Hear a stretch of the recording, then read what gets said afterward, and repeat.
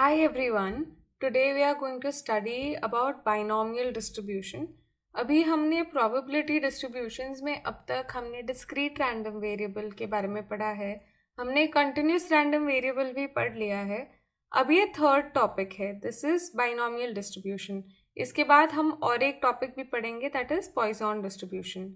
अब binomial distribution actually एक discrete random variable का डिस्ट्रीब्यूशन होता है और ये बहुत स्पेसिफिक होता है. मतलब इसमें जो टाइप ऑफ आउटकम्स आते हैं, इसमें कैसे कैलकुलेट करते हैं प्रोबेबिलिटी, इसके लिए एक बहुत स्पेसिफिक फंक्शन है और इसलिए इसको एक अलग से कैटेगरी में डाल दिया है कॉल्ड एज बाइनोमियल डिस्ट्रीब्यूशन.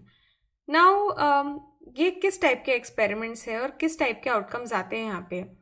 तो मेजरली क्या है कि ये वो एक्सपेरिमेंट्स का डिस्ट्रीब्यूशन है जहाँ पे सिर्फ टू आउटकम्स आ सकते हैं. Okay, only to possibilities, like for example heads या फिर टेल्स, या फिर पास या फेल होना एक एग्जाम में. जैसे परसेंटेजेस अगर बोले तो वो अलग है, लेकिन अगर हम सिर्फ पास या फेल की बात करें तो सिर्फ दो ही आउटकम है ना, येस होना या फिर नो होना, डिफेक्टिव नॉट डिफेक्टिव. तो ऐसे सिर्फ दो ही आउटकम पॉसिबल है ऐसे एक्सपेरिमेंट्स में. ठीक है, ऐसे सारे एक्सपेरिमेंट्स में ही एक्चुअली रैंडम वेरिएबल डिफाइन करके फिर बोलते कि वो बाइनोमियल डिस्ट्रीब्यूशन फॉलो करता है. लेकिन उधर तक पहुंचने के लिए पहले हमें थोड़े और कॉन्सेप्ट सीखने पड़ेंगे. तो हम पहले सीखते हैं अबाउट बर्नौली ट्रायल. ना बर्नौली ट्रायल क्या है? Bernoulli trial is an experiment that will result in one of the two outcomes. मतलब बर्नौली ट्रायल में भी ऐसा ही एक एक्सपेरिमेंट है जिसमें हमें दो आउटकम आएंगे और उनमें से कोई एक आउटकम हमारा आंसर होगा. इनमें से कोई भी एक को हम सक्सेस बुलाते हैं और इसकी प्रोबेबिलिटी को हम पी से डिनोट करते हैं. For example, if I am tossing a coin, I could say कि मेरे लिए success would be getting a head. ठीक है, तो उसकी प्रोबेबिलिटी मैं पी से डिनोट करूंगी एंड अदर वाले को हम फेलियर बोलेंगे. मतलब सपोज मुझे टेल्स आया तो मैं बोलूंगी ये फेलियर है and it's probability is denoted by Q. अब ऑफ कोर्स दो ही चीजें हो रही है, तो इन दोनों की प्रोबेबिलिटी को ऐड करूंगी तो वन होना चाहिए, क्योंकि और कुछ नहीं हो सकता है. बराबर, तो सारी प्रोबेबिलिटी यही है और इसका समेशन वन होना चाहिए.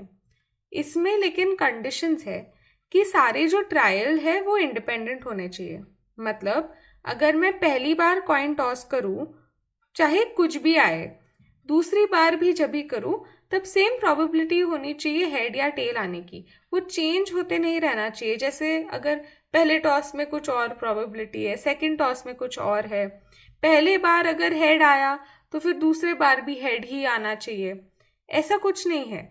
तो ये सब का मतलब होता है कि ट्रायल इंडिपेंडेंट है. एंड दूसरा है कि प्रोबेबिलिटी ऑफ सक्सेस, जैसे मैं ऑलरेडी बता रही थी, it remains the same in all the trials. ठीक है, so number one was trials are independent, second is probability of success will remain the same. If these two conditions are satisfied, then we say it is a Bernoulli trial, otherwise it is not a Bernoulli trial. तो वही है, Bernoulli trial में दो ही outcomes हो सकते हैं, उसमें से एक आउटकम को हम सक्सेस बुलाते हैं, दूसरे को फेलियर. सक्सेस की प्रोबेबिलिटी पी होती है, फेलियर की प्रोबेबिलिटी क्यू. उसको कुछ वैल्यू लेगा वो, पी प्लस क्यू हमेशा वन आना चाहिए. एंड ये ट्रायल्स इंडिपेंडेंट होते हैं और प्रोबेबिलिटी ऑफ सक्सेस चेंज नहीं होता है. मतलब ये एक फिक्स्ड वैल्यू पी ही लेगा. ठीक है, अभी इसी कॉन्सेप्ट को थोड़ा सा और एक्सटेंड करते हैं हम लोग. Now suppose a Bernoulli trial is repeated n times. मतलब सपोज मैं कॉइन टॉस कर रही हूँ, मेरे लिए हेड्स आना सक्सेस है. अभी मैं क्या करती हूँ, इस कॉइन को ना मैं मतलब 10 बार मैं टॉस करती रहती हूँ. ठीक है, अभी हम इसमें क्या करते हैं, we define a random variable x as the number of successes. इसका क्या मतलब है, अगर मैं कॉइन को 10 बार टॉस करती हूँ तो मैं यहाँ पे रैंडम वेरिएबल x को क्या बोल रही हूँ, it is the number of successes. मतलब मेरे टर्म्स में नंबर ऑफ हेड्स. ठीक है, मेरे हिसाब से हेड क्योंकि सक्सेस है, तो x will give me number of heads in 10 tosses. तो कुछ भी हो सकता है ना, मेरे को एक भी हेड नहीं आएगा, या मुझे एक हेड आ गया, या मुझे दो हेड आए, ऐसे करके 10 हेड भी आ सकते हैं. तो ये x की वैल्यूज है और x अपना रैंडम वेरिएबल है. और ऐसा रैंडम वेरिएबल x को हम बोलते हैं कि ये बाइनोमियल डिस्ट्रीब्यूशन को फॉलो करता है. To recap, we had Bernoulli trial. Bernoulli trial में क्या हो सकता है? सिर्फ 2 आउटकम, इधर सक्सेस या फिर फेलियर. ठीक है, अब हम बर्नौली ट्रायल को बहुत बार रिपीट करते हैं. सपोज हम n टाइम्स उसको रिपीट करें, ये n के बदले कोई भी नंबर लिख सकते हैं. उसके बाद हम क्या कर रहे हैं? एक रैंडम वेरिएबल x डिफाइन कर रहे हैं, क्योंकि प्रोबेबिलिटी डिस्ट्रीब्यूशन तो रैंडम वेरिएबल का होता है ना, तो कहीं ना कहीं रैंडम वेरिएबल तो लाना पड़ेगा. ये random variable x denotes number of successes, मतलब कितनी बार आपको सक्सेस आ रहा है जब आप एक बर्नौली ट्रायल को n टाइम्स रिपीट कर रहे हो. ठीक है, और हम बोलते हैं कि ये x जो है वो एक बाइनोमियल डिस्ट्रीब्यूशन फॉलो करता है. अब हम एक एग्जाम्पल ले लेते हैं. ठीक है, तो फिर और बेटर समझ में आएगा. ये बर्नौली ट्रायल सपोज हम 3 बार रिपीट कर रहे हैं. मैं प्रोबेबिलिटी ऑफ सक्सेस को p ले रही हूँ, प्रोबेबिलिटी ऑफ फेलियर को q ले रही हूँ. ठीक है, तो अभी अपना रैंडम वेरिएबल x वो क्या बोलेगा कि कितनी बार सक्सेस आ सकता है. ठीक है, तो मैं एक्सपेरिमेंट को 3 बार कर रही हूँ. ये हो सकता है कि मेरे को एक भी बार सक्सेस ना आए, तो मतलब मुझे 0 x की वैल्यू हो सकती है, there was no success. Then second 1 हो सकती है, मतलब एक ही बार सक्सेस हुआ 3 बार में से. ऐसे हो सकता है 2 बार सक्सेस हुआ, और फाइनली 3 बार होगा. इससे ज़्यादा नहीं हो सकता है कभी भी. ठीक है, 3 अपना एक्सपेरिमेंट मैक्स है, तो 0 1 2 3 इतना पॉसिबल है x के वैल्यूज. अभी हर एक वैल्यू के लिए हमें प्रोबेबिलिटी ढूंढनी पड़ेगी. So probability that x is equal to 0, इसका क्या मतलब है कि एक भी बार सक्सेस नहीं आया, मतलब तीनों के 3 में फेलियर हुआ. अभी फेलियर की प्रोबेबिलिटी क्या है? q. अभी हमने ऑलरेडी बोला हुआ था कि सारे ट्रायल्स इंडिपेंडेंट होते हैं, तो प्रोबेबिलिटी सबकी मल्टीप्लाई कर सकते हैं बाय मल्टीप्लिकेशन थ्योरम. तो देयरफॉर क्या होगा? अगर सब फेलियर है तो पहली बार फेलियर आया मतलब q, दूसरी बार भी फेलियर आया मतलब q, और तीसरी बार भी फेलियर आया, तो ये q into Q into Q करना पड़ेगा, जिसका आंसर है q का क्यूब. ठीक है, अभी सपोज एक बार सक्सेस आया, probability that x is equal to 1. अब इसमें थोड़ा सा अलग है. ऐसे हो सकता है कि पहली बार सक्सेस आ गया, फिर बाकी दोनों बार फेलियर आया. ठीक है, और बोला मतलब प्लस साइन. इसमें पहली बार फेलियर आया था, लेकिन दूसरी बार सक्सेस आ गया, तीसरी बार फेलियर. और पहली और दूसरी बार फेलियर आया और आखिरी बार सक्सेस आ गया. इसके अलावा और कोई पॉसिबिलिटीज नहीं है. So if you see, multiply ही कर रहे हैं. हर बार क्या मल्टीप्लाई कर रहे हैं? हम p इंटू क्यू स्क्वायर को मल्टीप्लाई कर रहे हैं, बराबर. और ये 3 बार है, तो मैं सिंपली यहाँ पे लिख सकती हूँ 3p square. Okay, now next, probability that x is equal to 2. Now probability that x is equal to 2 मतलब 2 बार सक्सेस आया, मतलब लेट्स से पहली और दूसरी बार सक्सेस आया, तीसरी बार फेलियर, या फिर पहली बार आया, दूसरी बार फेलियर, तीसरी बार सक्सेस, और we get failure success success, and that's it. इसके अलावा we don't have any more possibilities. So here these are the same only, it is just p square q, और ये 3 बार है, तो I will write this as 3p square q. And finally last में probability that x is equal to 3, मतलब तीनों बार success आया, सक्सेस की प्रोबेबिलिटी होती है p, so p into p will be p cube. Okay, now if I have to add all these probabilities, then what do I get? I have q cube plus 3p square plus 3qp square plus p cube. ये देख के कुछ याद आ रहा है? ये क्या है एक्चुअली? p और q के बदले a और b अगर डाल दोगे तो और बेटर याद आ जाएगा. This is nothing but p plus Q the whole cube. ये a plus b the whole cube का फॉर्मूला है ना, तो this is nothing but q plus p या फिर p plus q the whole cube. And मुझे पता है that p plus Q is 1, मतलब ये 1 का क्यूब है, मतलब ये 1 ही है। और हमें पता है कि कभी भी कोई प्रोबेबिलिटी डिस्ट्रीब्यूशन रहता है ऐसे पीएमएफ, तो उसका सब सम करूंगी तो 1 ही आना चाहिए, और इधर भी 1 आ रहा है, मतलब ये वैलिड है। ठीक है, अभी हर बार तो मैं ये नहीं करते बैठ सकती।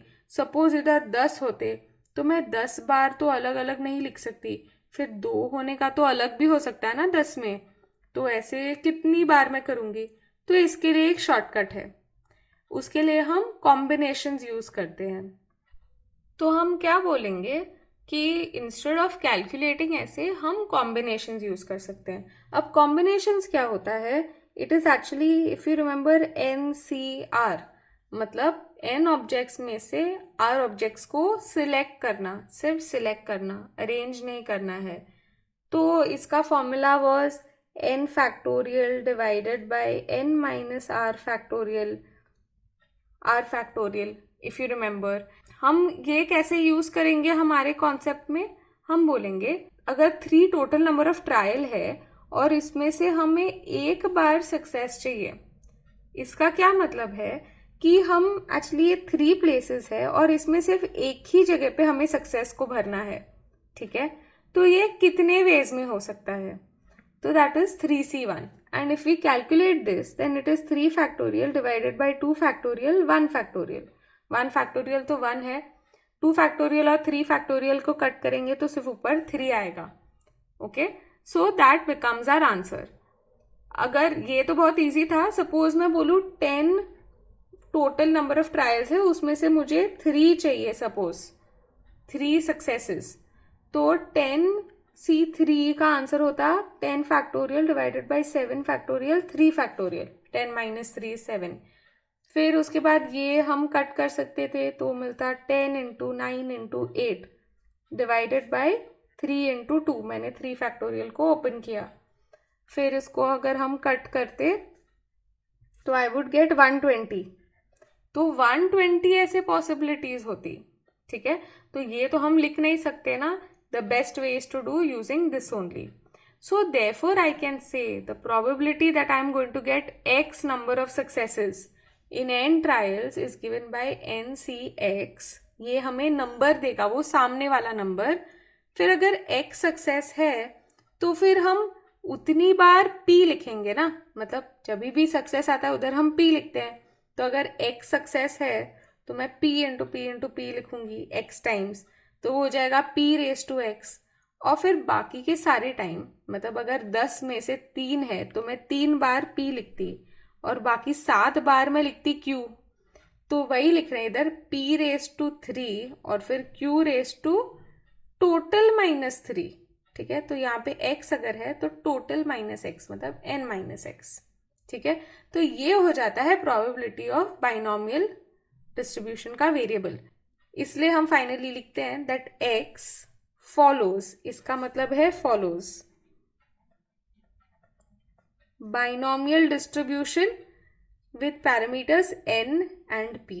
अगर देखोगे इस प्रोबेबिलिटी में, अगर मुझे n पता है और p पता है, p से मैं q निकाल सकती हूँ और x अपने को क्वेश्चन में दिया रहेगा, तो फिर बाकी सब कुछ मिल जाएगा। तो बस ये 2 चीज अगर पता चल गई तो मेरे को पूरा बाइनोमियल डिस्ट्रीब्यूशन का प्रोबेबिलिटीज पता चल जाएगा। तो इसलिए हम बोलते हैं that x follows binomial distribution with parameters n and p। Parameter मतलब क्या, जो पूरे डिस्ट्रीब्यूशन को की प्रोबेबिलिटीज निकालने में हेल्प करता है। ठीक है, एंड हम ऐसे लिखते हैं that probability that capital X is equal to small x, ये वेरिएबल की वैल्यू है, is equal to NCX P raise to X Q raise to n minus X। X कहाँ से कहाँ वैल्यूज ले सकता है, X मतलब नो सक्सेस हो सकता है या फिर सारा सक्सेस हो सकता है, तो 0 से लेके n तक सारी वैल्यूज लेता है, उसके बाद नहीं लेता। एंड Q का value is 1 minus P। Okay, ये याद रखना ही चाहिए, ये वाला पार्ट। ठीक है, अगर बाकी सब कुछ भी ना याद रखो पर ये वाला पार्ट जरूर याद रखना चाहिए। Okay, now next concept, mean and variance of binomial distribution. Mean हम पहले पढ़ चुके हैं E ऑफ X, और वेरिएंस भी हमने VAR ऑफ X पढ़ा है। इधर स्टैंडर्ड फॉर्मूला है, मीन अगर ढूंढना हो तो फिर हम क्या करेंगे, हम n इंटू पी कर देंगे, ठीक है। और अगर वेरिएंस ढूंढना है तो हम करेंगे n into p into q. Okay, so इसके बेसिस पे अभी हम सम्स करेंगे। ये और ये समझना और याद रखना वेरी इंपॉर्टेंट। इसके बेसिस पे बहुत छोटे छोटे वाले क्वेश्चंस आ जाते हैं 2-2 मार्क के, वेरी स्कोरिंग, तो ये पक्का कर ही लेना चाहिए। अभी हम कुछ एग्जाम्पल्स करते हैं कॉन्सेप्ट समझने के लिए। So the first example is that if a fair dice is toss 10 times, find the probability of obtaining exactly 6 heads, at least 6 heads and at most 6 heads. अभी फर्स्ट ऑफ ऑल तो एक coin को जब हम toss करते हैं तो अपने पास सिर्फ 2 ही आउटकम होते हैं, हमें मिल सकता है हेड या फिर हमें मिल सकता है टेल्स। अभी अगर हम इस एक्सपेरिमेंट को 10 टाइम्स रिपीट कर रहे हैं, मतलब ये पहले तो बर्नौली ट्रायल था क्योंकि ओनली 2 आउटकम्स, और उसके बाद अगर उसको 10 टाइम्स रिपीट किया मतलब ये बाइनोमियल डिस्ट्रीब्यूशन हो गया, बराबर। और यहाँ पे जो n की वैल्यू है वो 10 है because the experiment is repeated 10 times. And अभी जो p है उसको डिटरमाइन करने के लिए हमें क्वेश्चन देखना पड़ेगा। यहाँ पे हेड्स की बात हो रही है ना, तो हम हेड आने को सक्सेस मानते हैं, ठीक है। तो फिर हम probability of getting a head को ही p बना देंगे and that is half. Okay, so therefore we can say that let x denote the number of heads.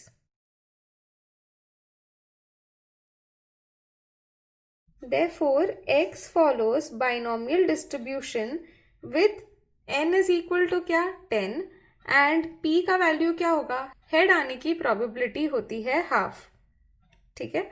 So this is the distribution. अब इसके बाद हमें फॉर्मूला तो पता ही है तो वो भी एक बार लिख देते हैं। P that x is equal to x is equal to 10cx half raised to x and half raised to 10 minus x. Q का वैल्यू भी इधर हाफ ही है, 1 minus half is half. Okay, and this is true for all x starting from 0 till 10. Okay, now let's start solving the subparts. So first हमें बोला है exactly 6 heads. Now that means that probability that x is equal to 6 ये पूछा है। okay, so this is equal to 10c6 half raised to 6 into half raised to 10 minus 6 is 4, ठीक है। अभी इसके बाद हम कैलकुलेशन करते हैं। so this is equal to 10 factorial divided by 6 factorial 4 factorial and this is half raised to 10 basically. okay, and अभी अगर ये कैंसिल करेंगे तो this is 10 into 9 into 8 into 7 and this is 4 into 3 into 2, तो ये cancel हो जाता है and this is 7. so this is 21 into 10 which is 210 into half raised to 10. अभी एक 2 से तो मैं कट कर सकती हूँ, अगर एक 2 से कट करूँगी तो मुझे मिलेगा 105 एंड फिर बच जाएगा बस 2 raised to 9. अभी 2 raised to 9 का वैल्यू होता है तो 2 raised to 10 is equal to 1024, तो इसका आधा होता है 512 and that is 2 raised to 9. So therefore our answer is 105 divided by 512. Okay, now let's do the next one. Next one में बोला है at least 6 heads. at least जब भी आता है मतलब कम से कम 6 heads, मतलब 6 heads और उससे ज़्यादा चलेगा। तो we are actually looking at p that x is greater than equal to 6. So this is equal to probability that x is equal to 6 plus probability that x is equal to 7 plus probability that x is equal to 8 plus probability that x is equal to 9 plus probability that x is equal to 10. सब कुछ consider करना पड़ेगा और सबके लिए calculations करने पड़ेंगे। तो फिर हम करते हैं अभी ये। So we have this as 10c6 half raise to 6 into half raise to 4, इसका तो हम ऑलरेडी कैलकुलेशन कर चुके हैं। फिर next plus 10c7 half raise to 7 into half raise to 3 plus 10C8 half raised to 8 into half raised to 2 plus we have 10C9 half raised to 9 into half raised to 1 plus 10C10 half raised to 10 into half raised to 0. Now if you observe, ये सब जो half है ये सबका actually तो सम same है, तो हर जगह पे हाफ रेज टू 10 तो सेम ही है, तो मैं ये पहले लिख देती हूँ.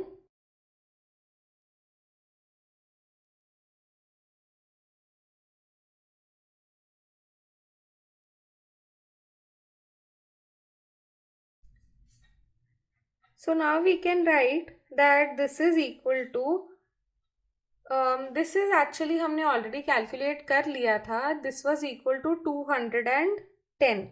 अभी इसके बाद हम नेक्स्ट कैलकुलेट करेंगे. 10 factorial divided by 7 factorial 3 factorial plus 10 factorial divided by 8 factorial 2 factorial plus 10 factorial divided by 9 factorial 1 factorial plus 10 factorial divided by 10 factorial 0 factorial. Okay. And now this let's calculate. So this is 1 upon 2 raised to 10.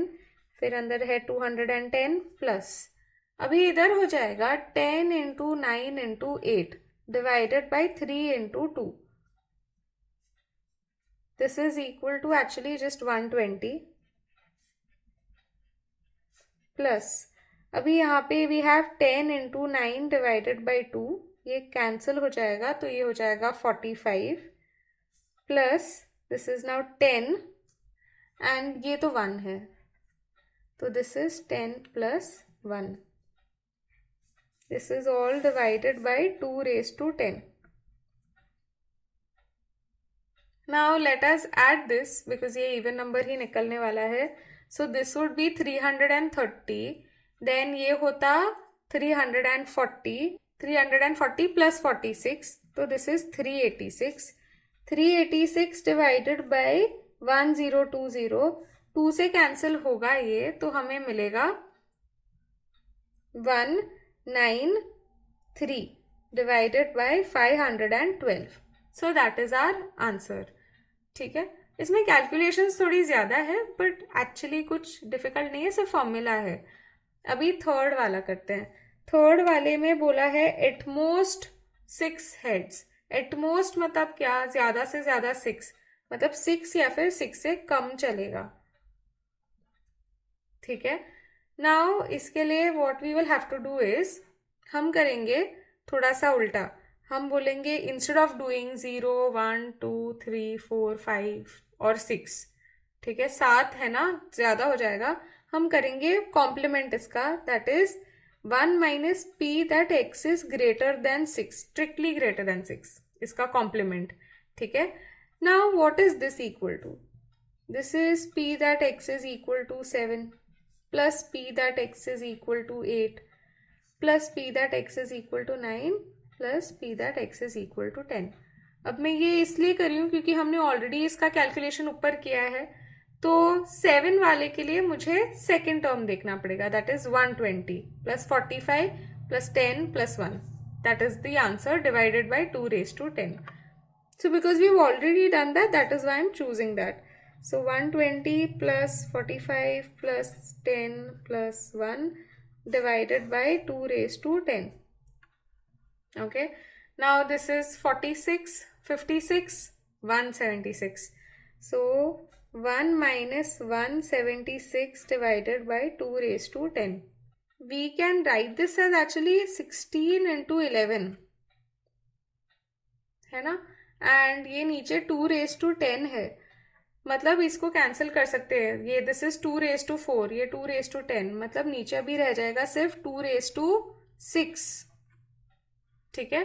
And उसके बाद अभी 2 raised to 6 का value क्या होता है, तो 2 raised to 4 तो 16 है, 2 raised to 5 32 होता है, और 2 raised to 6 इसका डबल मतलब 64. So this is equal to 64 minus 11, उसको ऊपर लिखे गई, divided by 64 which is equal to 53 divided by 64, and that is our answer. Okay. Let's do the next question now. The eggs are drawn successively with replacement from a lot containing 10% defective eggs. Find the probability that there is at least one defective egg. तो यहाँ पे हमें बोला है कि जो n है वो 10 है, तो eggs अगर हम निकाल रहे हैं तो वो इधर डिफेक्टिव है या फिर नॉट डिफेक्टिव है. तो ये बर्नौली ट्रायल हो जाता है, तो फिर उसमें हमारा जो n है वो 10 होगा. एंड यहाँ पे probability of getting a defective egg भी दिया है, that is 10%. So let x be the number of defective eggs.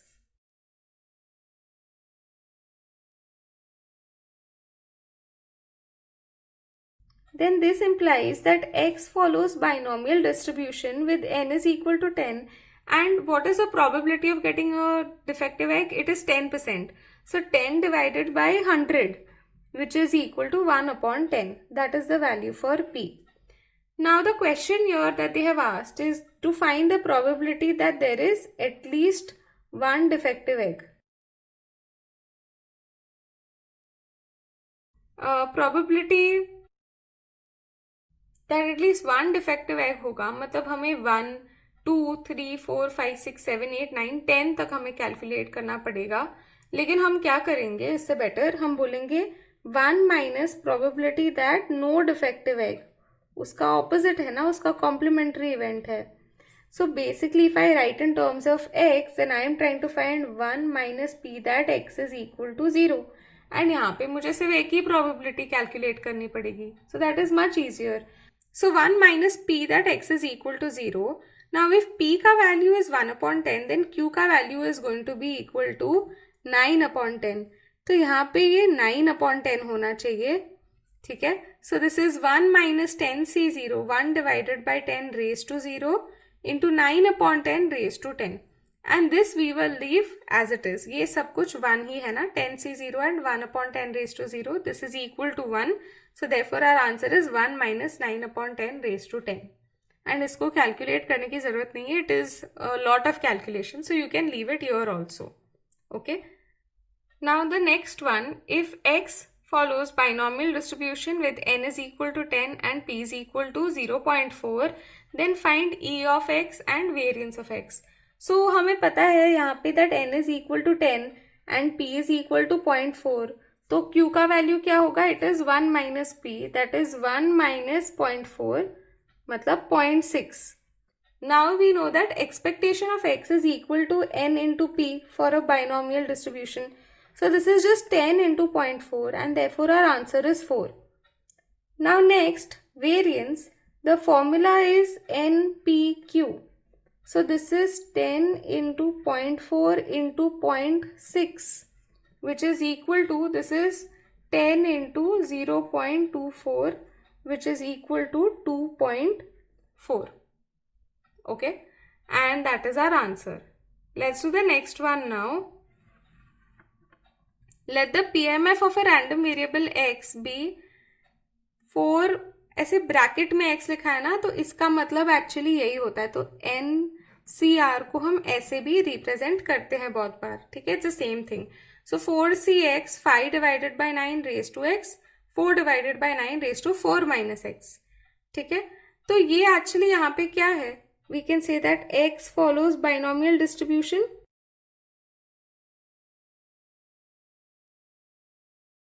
And अगर हमें बराबर से लिखना होगा तो I can write that x follows binomial distribution with n is equal to what, जो यहाँ पे होता है दैट इज 4, एंड जिसको x रेज होता है वो होता है p.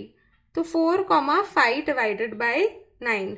Now we have to find e of x. तो उसके पहले मैं लिख देती हूँ n is equal to 4, p is equal to 5/9, and therefore q is going to be equal to 1 minus p, that is going to be 4 divided by 9.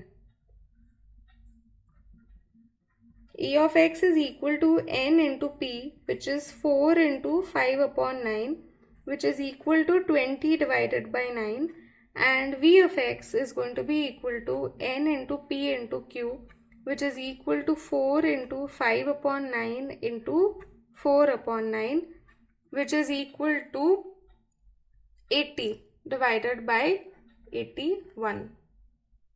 Now if e of x is equal to 6 and v of x is equal to 4.2, then find n and p. तो actually मुझे पता है that e of x is going to be equal to n into p and v of x is going to be equal to npq, और इसकी value यहाँ पे 6 है और यहाँ पे इसकी वैल्यू है 4.2. तो you can do anything, you can divide V of X by E of X, तो फिर ये कट हो जाता है और सिर्फ डायरेक्टली क्यू का वैल्यू मिल जाएगा, या फिर इधर 6 पुट कर दो तो फिर भी सेम ही चीज़ है. तो मैं यहाँ पे अगर डाल देती हूँ 6 तो मुझे मिलता है that 6 into q is equal to 4.2 and therefore q is equal to 4.2 divided by 6 which is equal to 0.7.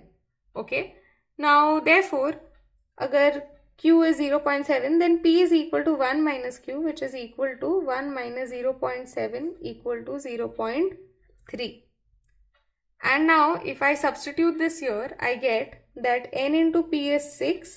So n into 0.3 is equal to 6, and therefore I can say that n is equal to 6 divided by 0.3.